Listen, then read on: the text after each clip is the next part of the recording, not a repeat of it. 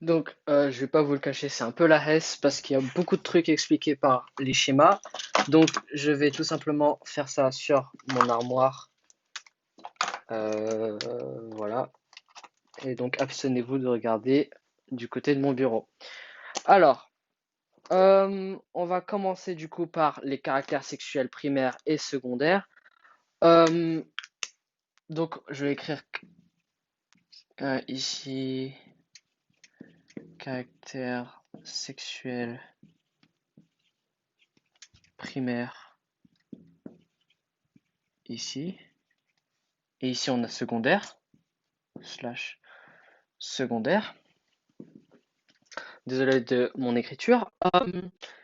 Je vais l'expliquer après ce que c'est, hein, mais en gros, tout ça, c'est regroupé dans une seule grande partie qu'on appelle le, le phénotype sexuel. Phénotype sexuel. Donc c'est en gros, le phénotype sexuel, c'est l'ensemble des caractères sexuels primaires et secondaires. Un caractère primaire, un caractère sexuel primaire est un caractère sexuel, donc c'est une caractéristique physique qu'on observe qui est présente dès la naissance, enfin entre le septième et huitième jour de grossesse, et qui va du coup entre le septième et huitième jour de grossesse, et qui va du coup déterminer le sexe de l'individu. Donc si elle a un caractère sexuel. Donc les caractères sexuels en gros c'est juste des génitales. Les voies génitales ou des génitales, donc c'est le pénis ou le vagin. Donc déterminer le sexe de l'individu. Et le caractère sexuel secondaire, et lui, par contre, euh, il n'est pas présent dès la naissance, donc pas dès la naissance. Dès la naissance. Et il apparaît, il est différent de chez la fille et le garçon, donc fille, pardon, différent de garçon et aussi, ouais, enfin en fait c'est les deux seuls trucs qui le différencient en gros d'un caractère sexuel primaire. Et donc un caractère sexuel secondaire, par exemple, c'est, je l'avais expliqué dans le Zoom, c'est la croissance, le développement des poitrines chez la femme et, et par exemple l'éjaculation chez l'homme. Ce sont tous les deux des caractères qui n'apparaissent pas dès la naissance et ils sont différents chez la fille et le garçon. Le garçon, enfin la fille n'a pas du coup d'éjaculation et le garçon n'a pas le développement des poitrines. Donc, maintenant que j'ai expliqué ça, je vais pouvoir passer euh, aux gènes SRY et enfin le rôle des gènes du coup dans l'apparition des caractères sexuels. Comment est-ce que un individu détermine-t-il son sexe à travers les gènes? Alors, c'est ce qu'on va du coup s'intéresser. On a trois gènes en particulier, ou plutôt deux gènes. Le gène SRY et le gène RSP01. Donc le gène SRY, ici, enfin c'est un R majuscule, est responsable de la masculinisation chez l'individu, donc chez l'homme. C'est le gène qui est du coup, on appelle aussi le gène de la masculinité, puisque c'est le gène principal qui cause en fait la masculinisation, et ça c'est le gène de féminité. Donc ça je vais mettre femme. Et en gros, prenons un chromosome, un individu de chromosome XY. Ça c'est X, ça c'est Y. Il aura forcément, enfin c'est un homme déjà de base, puisque, enfin ça existe des femmes XY, mais d'habitude c'est un homme puisque c'est le karyotype sexuel, enfin c'est du coup bref c'est un homme puisqu'il a XY. Ici il a un allèle du gène, il porte le gène SRY. Pourquoi? Parce que c'est un homme déjà de base. Une femme qui a un chromosome XY ne peut pas avoir de gène SRY. Et de deux, elle est enfin, il est un homme, donc il a un chromosome Y. Et donc, du coup, c'est un homme. Mais il a aussi un gène RSP01 qui est du coup sur le chromosome X.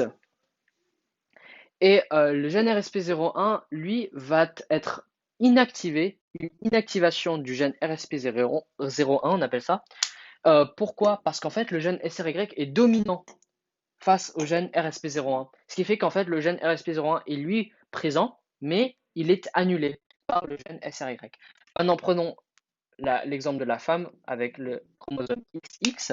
Il n'y a pas de gène SRY et il y a un gène RSP01. Donc, le fait qu'il n'y ait pas de gène SRY fait que du coup, le gène RSP01 peut s'exprimer et, et ça peut se traduire par une féminisation du corps de la femme. Donc, ça, c'est tout.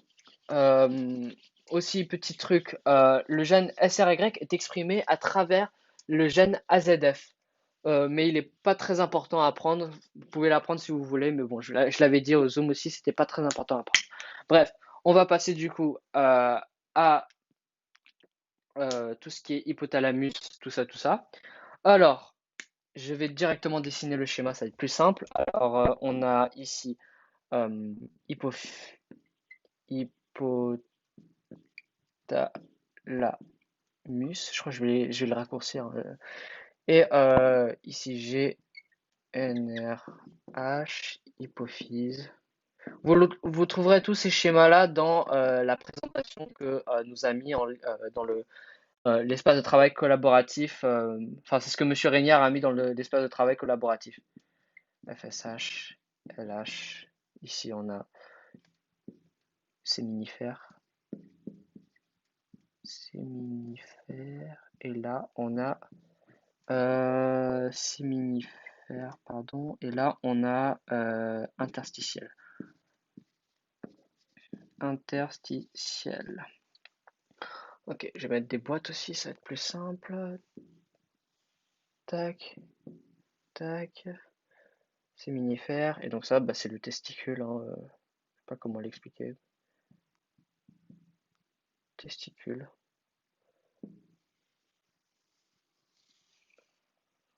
Donc, ici, on remarque qu'il y a déjà un hypothalamus. Qu'est-ce que l'hypothalamus? C'est une partie du cerveau, qui est dans le cerveau du coup, euh, qui va produire une gène enfin une hormone qui s'appelle du coup la GnRH. On appelle ça une neurohormone parce qu'elle agit sur le cerveau. Et la GnRH va, elle, stimuler l'AFSH. Je vais mettre des trucs verts et des trucs rouges pour dire que ça augmente. Donc ici, ça augmente, ici ça augmente, et ici ça augmente. Euh, Ici, pourquoi est-ce que ça augmente? Enfin, il n'y a pas besoin de savoir pourquoi ça augmente, vous avez juste besoin de savoir que ça augmente, que ça fait augmenter, pardon, la FSH et la LH. Et l'hypophyse, c'est aussi une autre partie du cerveau qui est reliée à l'hypothalamus et elle va se charger de produire la FSH et la LH. La LH sert dans l'homme, hein, ça c'est seulement chez l'homme, pardon.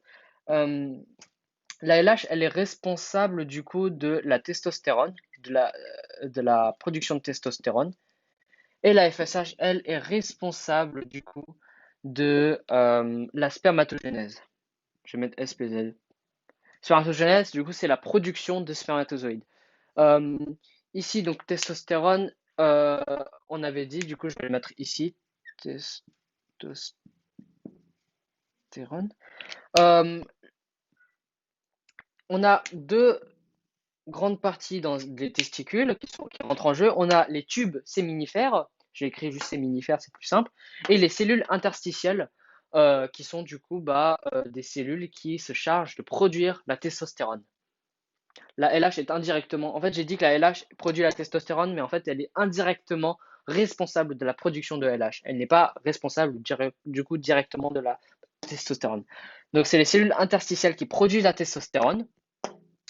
Et la testostérone, elle, vous l'aurez peut-être remarqué, euh, qu'ici, il n'y a que des verts. Pourquoi est-ce que c'est important de le noter? Parce que en gros, si je ne mets que des verts ici, il n'y aura que de la FSH. Enfin, il y aura beaucoup trop de testostérone. Euh, il y aura que de la testostérone qui se fera produire et ça dérègle complètement le système hormonal. Alors c'est pour ça qu'on ajoute la notion, on introduit la notion de rétrocontrôle négatif sur le complexe de commande hypothalamo-hypophysaire. Donc je vais mettre rétrocontrôle négatif. Et ça, ce sont des contrôles positifs. Pas des rétrocontrôles, mais des contrôles positifs. Euh, donc je vais résumer. Ah oui, et ici, donc du coup, spermatogénèse, je vais juste mettre SPZ. Vous pouvez, mais enfin, retenez bien le terme spermatogénèse parce que ce sera euh, un petit plus lors de vos rédactions. Et testostérone plus libido plus caractère sexuel. Euh, Caractère sexuel, sexe, je vais mettre sexe secondaire et plus glande annexe. Glande annexe. Bon, bref, j'écris très mal, désolé. Donc, je vais faire un résumé de ce schéma-là. L'hypothalamus va faire du GnRH qui va faire augmenter la FSH et la LH.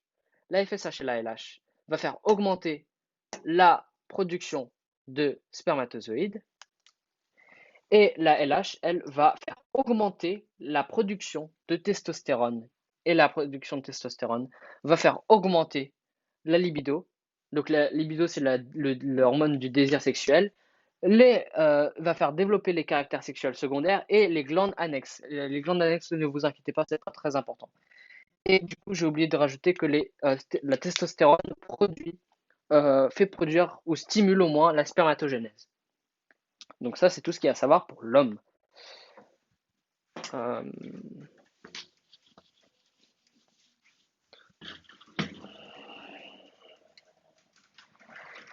je vais juste mettre ça parce que j'ai un peu la flemme d'effacer. Bon, alors, maintenant on va passer chez la femme. La femme, alors c'est un peu plus compliqué pour la femme. Pour la femme, en fait, on retrouve. Donc je vais mettre l'hypothalamus. Pour hypothalamus, je vais juste mettre HS parce que c'est beaucoup plus simple. Donc HS, GNRH, on retrouve la même chose. Et pour l'hypophyse, je vais mettre HE et FSH, LH.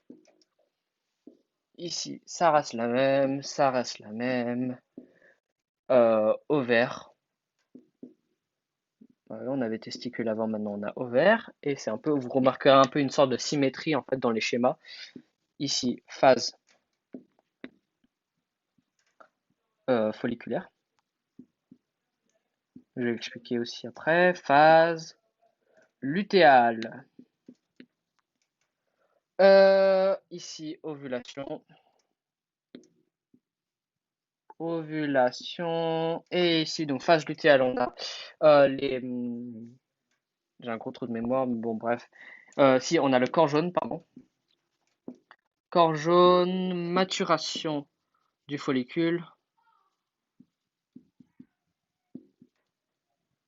Du follicule. Désolé, c'est très long ce que je suis en train de faire. Oestrogène. Ostro, je vais mettre juste ostro et ostro ici. Plus progestérone. Donc progest. L'encadré. Bon, ça va aussi là-dedans aussi. Donc, tac, tac, tac, tac, tac, tac. Ok. Maintenant, alors, on a l'hypophyse, l'hypophyse, pardon, et l'hypothalamus. Ça reste toujours la même. On a un contrôle positif. Et la FSH va produire du coup euh, la maturation du follicule. Donc, juste un petit rappel de troisième. Lors du cycle ovarien et du cycle utérin, la FSH, enfin non, pardon, on a ce qu'on appelle un follicule. Un follicule, c'est en gros une sorte de prenons la métaphore du pistolet que j'avais du coup émis pendant la réunion. Le pistolet se compose enfin la balle d'un pistolet se compose de deux parties essentielles, la poudre à canon et la balle en elle-même. Donc la balle étant l'ovule et la poudre à canon étant le follicule. Ou ça c'est juste un liquide et ça c'est le follicule. Donc ça c'est la douille en quelque sorte. Le follicule est la douille. L'ovule ici Ça se passe au sein de l'ovaire, hein, d'ailleurs, et chaque mois. Et donc ici, le liquide, en gros, va se développer car à la base, en fait, c'est juste ça et ça et genre ça. Donc ici, on a notre poudre à canon et là, on a le follicule et à l'intérieur, on a l'ovule. Et ben en gros, il va se développer en plusieurs choses de façon en fait à faire de façon en fait à éjecter l'ovule. Après, en gros, ça devient genre ça, une sorte de truc comme ça. Après, ça fait un ça, puis après, en gros, en gros, ça s'éjecte du follicule et le follicule devient une sorte de corps jaune qu'on retrouve ici. Le corps jaune, c'est juste une sorte de pourriture, le reste d'un follicule et il ne sert à rien, il va se désintégrer au cours du coup du cycle menstruel. Mais il ne sert pas totalement à rien puisqu'on va y revenir.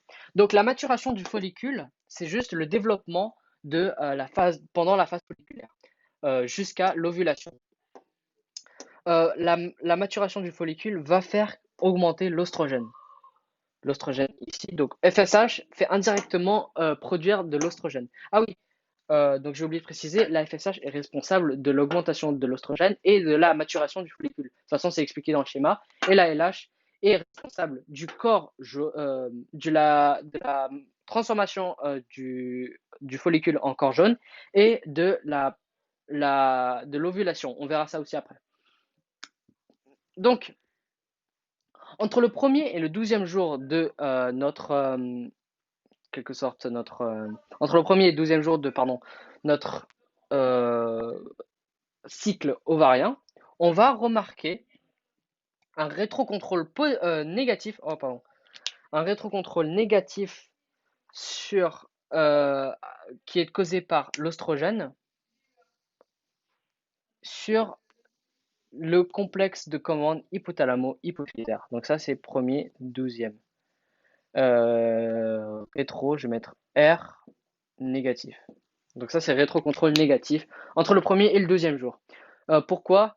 Parce que en gros, c'est juste pour stabiliser la venue du coup d'une ovulation. En gros, pendant la phase folliculaire, on stabilise un maximum à travers l'œstrogène la quantité de FSH et de LH. Puisqu'on sait qu'en fait, la LH ça augmente, ça crée l'ovulation. Et on va voir comment. Donc ça, c'est entre le premier et le 12e jour. Maintenant, on va s'intéresser entre le 12e et le 14e jour.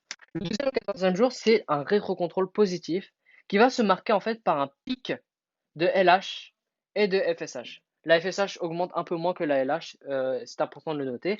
La LH ici va du coup augmenter, donc je vais mettre 12e, 14e, rétrocontrôle positif.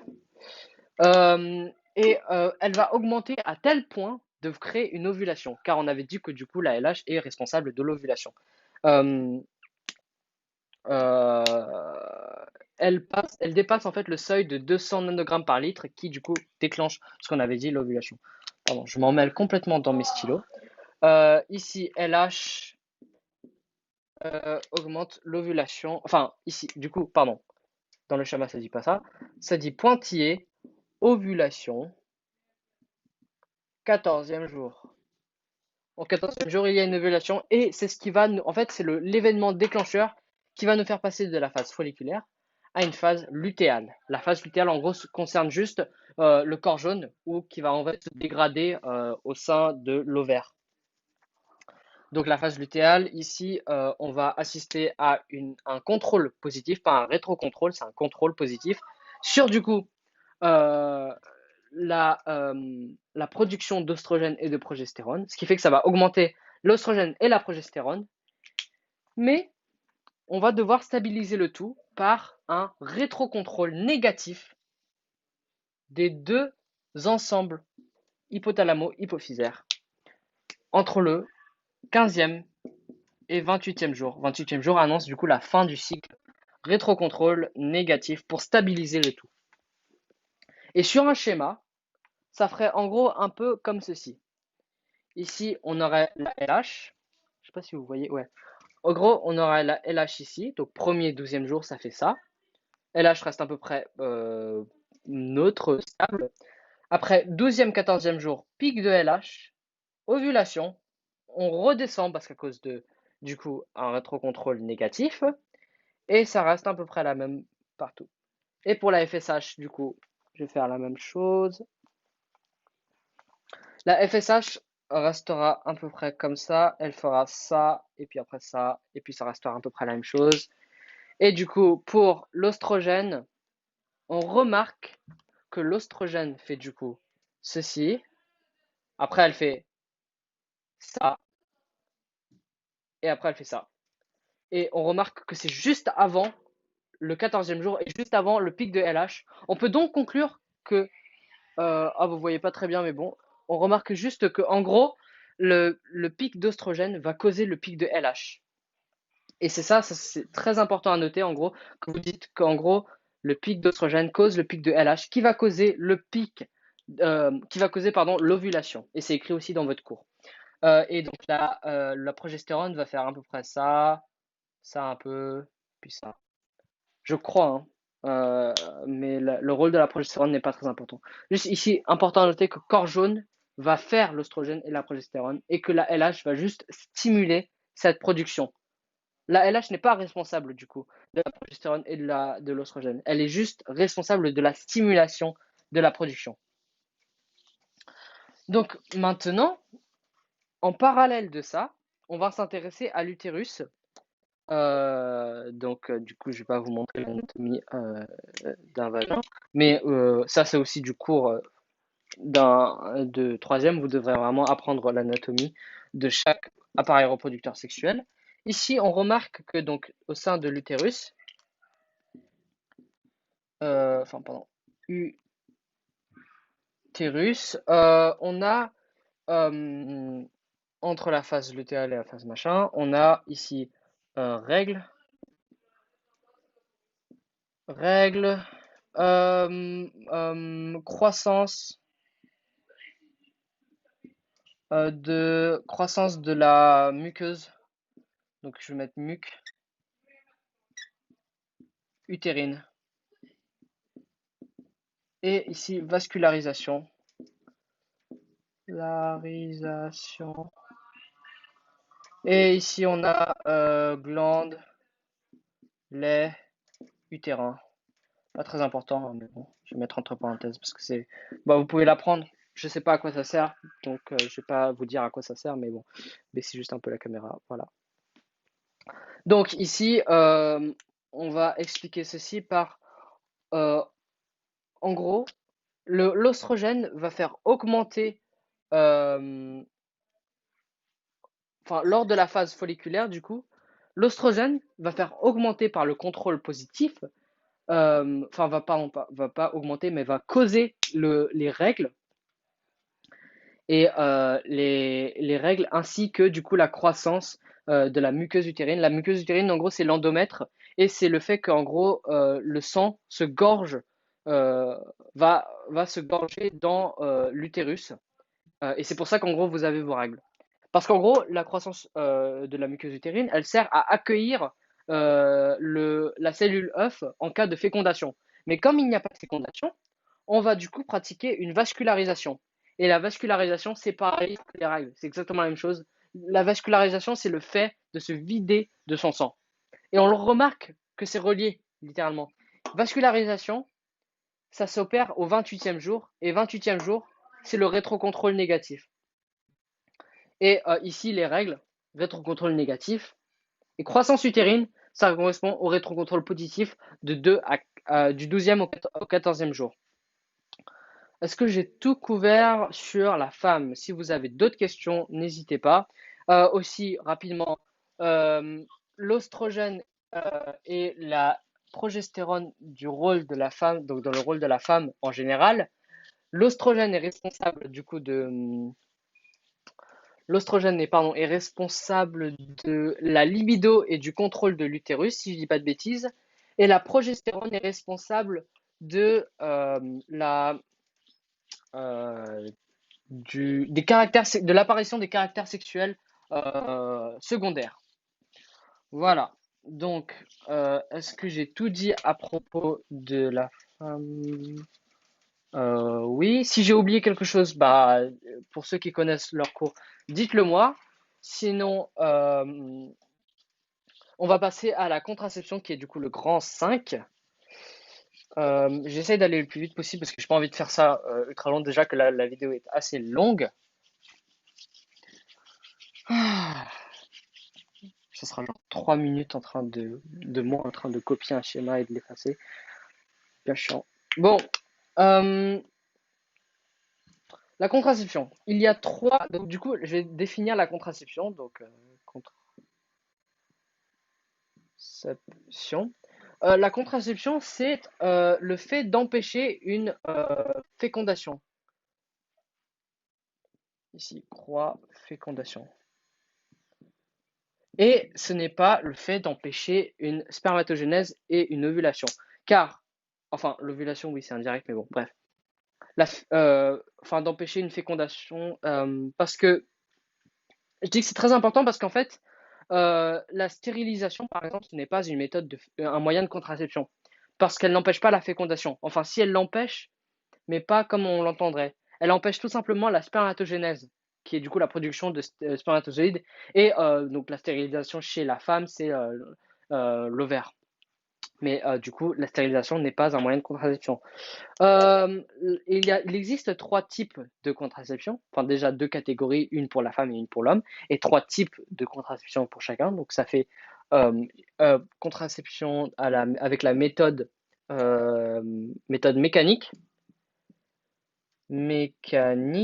méthode chimique et méthode thermique. Thermique, bon, c'est entre parenthèses parce que c'est pas, vous pouvez le mettre.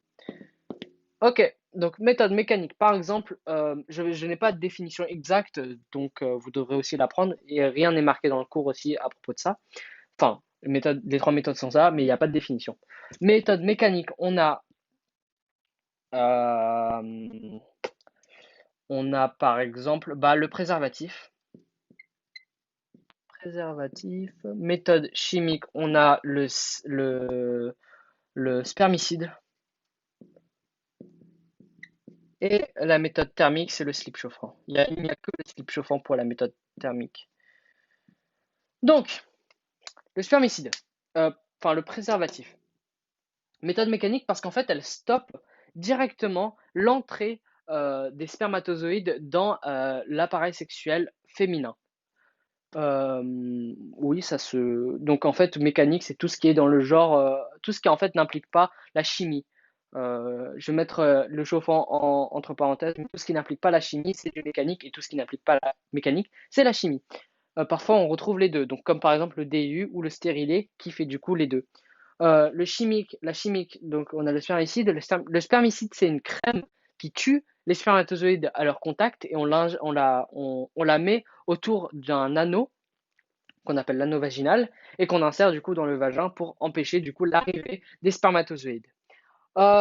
Certaines méthodes sont plus efficaces que d'autres et ont parfois plusieurs utilités. Par exemple, le préservatif sert à bloquer les spermatozoïdes, mais c'est le seul moyen de contraception qui sert à bloquer, à préserver les maladies sexuellement transmissibles ou les IST aussi, des infections sexuellement transmissibles. Et le slip chauffant, c'est juste un slip qu'on met à 30 minutes avant le rapport pour chauffer les testicules afin de stopper complètement la spermatogénèse de façon contrôlée et non permanente. Mais sachez que le slip chauffant ne peut que être porté durant une durée limitée. Enfin, à long terme, en gros, on peut causer du coup des dommages irréversibles aux testicules. Maintenant, on a l'IVG et la pilule du lendemain, donc pilule d'urgence. Je vais l'appeler pilule d'urgence parce que c'est comme ça qu'on l'appelle, mais ça s'appelle aussi pilule du lendemain et pilule et l'IVG. Et je vais aussi vite mettre la pilule toute simple, là, juste la pilule. Parce que la pilule du lendemain et la pilule toute simple, ce n'est pas la même chose. Une pilule, c'est une pilule que vous prenez de façon hebdomadaire et de façon en fait à un empêcher une ovulation, 2 empêcher la muqueuse utérine de se développer, donc muqueuse, pardon, pourquoi j'ai fait un G, je sais pas, muqueuse dev de se développer, et de 3 euh, plus glaire cervicale. et de garder votre glaire cervicale le plus épais possible. Donc, l'ovulation, comment est-ce qu'on fait ça? Parce qu'en fait, notre pilule est à base de progestérone et d'ostrogène. Et l'ostrogène, on sait, est responsable de l'ovulation par le pic de LH.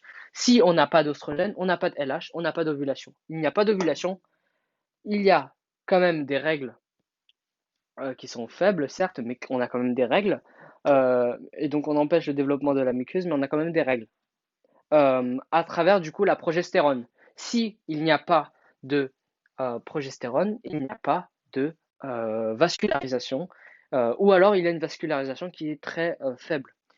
Et on a un épaississement de la glaire cervicale. La glaire cervicale, c'est une partie du vagin qui empêche à des moments de faire passer le spermatozoïde. Et si on le fait pas, on l'empêche tout le temps, H24, le spermatozoïde n'a presque aucune chance de passer. Et c'est pour ça qu'en fait, la pilule est une méthode de contraception très utile puisqu'elle a plusieurs utilités. Un, elle arrête l'ovulation. Deux, elle empêche le développement de la muqueuse. Et trois, elle augmente l'épaississement de la glaire cervicale.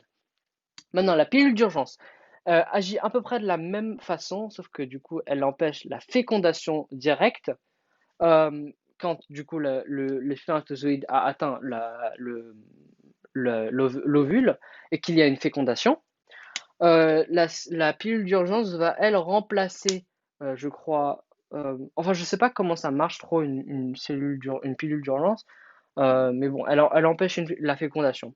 L'IVG, elle, notamment connue sous la molécule de RU486, est une molécule qui va empêcher la production de progestérone et donc du coup la muqueuse, enfin va empêcher du coup le développement de la muqueuse.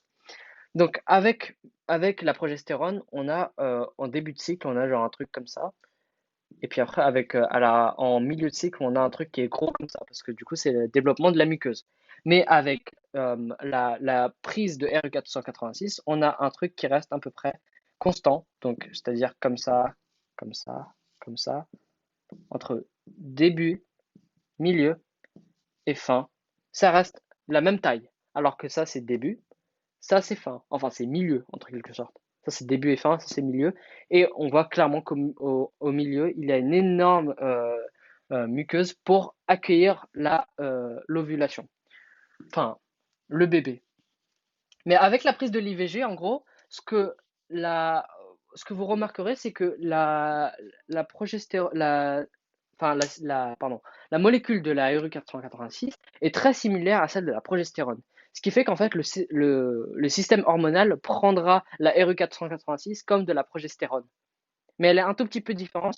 Il y a une toute petite différence de manière en fait à complètement déstabiliser et à dérégler le système hormonal de la progestérone.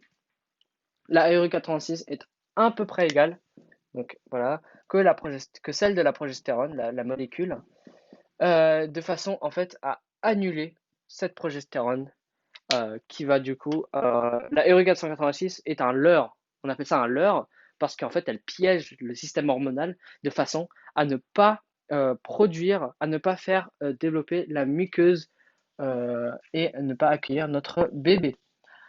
Est-ce que j'ai tout couvert? Oui, je pense que oui. Si vous avez d'autres questions, n'hésitez pas, mais déjà c'est assez long. Et voilà, n'hésitez pas.